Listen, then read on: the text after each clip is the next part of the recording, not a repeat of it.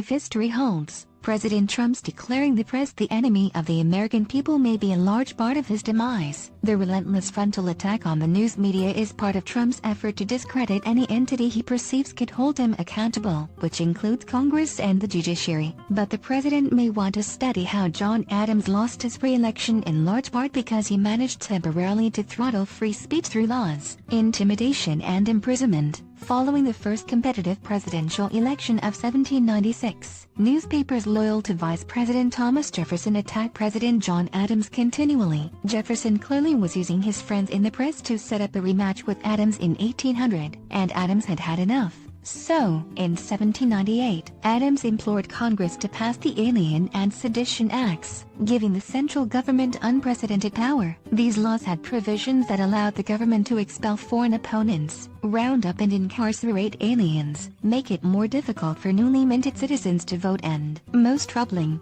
forbid any criticism of government. Sound familiar?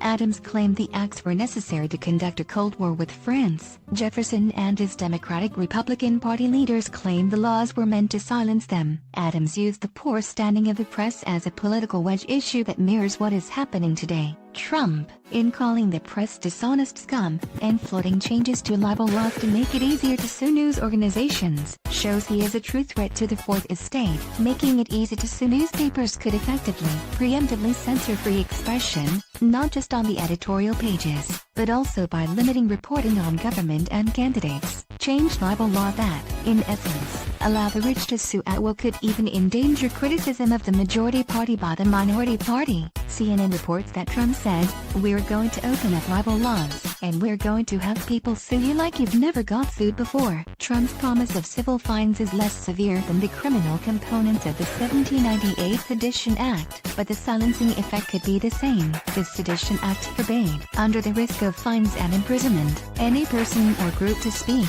write or publish anything considered false, scandalous or malicious that brought Congress and/or the president into contempt or disrepute.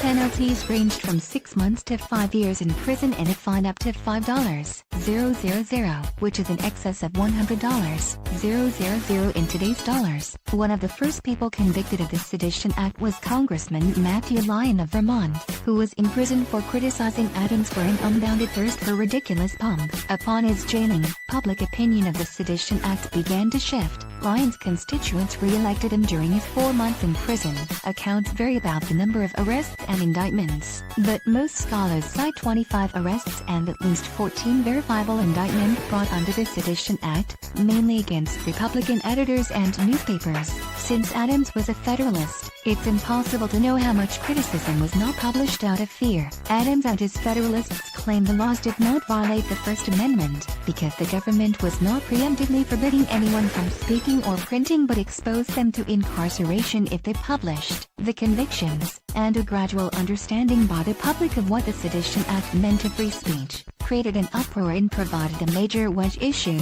helping Jefferson to win the 1800 race. The Sedition Act was signed into law July 14, 1798, and was set to expire on the last day of Adams' term, March 3, 1801. Adams and the Federalists protested loudly that their actions had no political intent, but interestingly, the act did not forbid criticism of the office of the vice president, then occupied by Jefferson. Trump may derive some perverse pleasure in watching his most rabid supporters attack penned-up members of the media at his rallies, but if so, he does this at his own peril. Dane Strother, a partner in Strother Local Strategies, is a veteran Democratic strategist and communications consultant.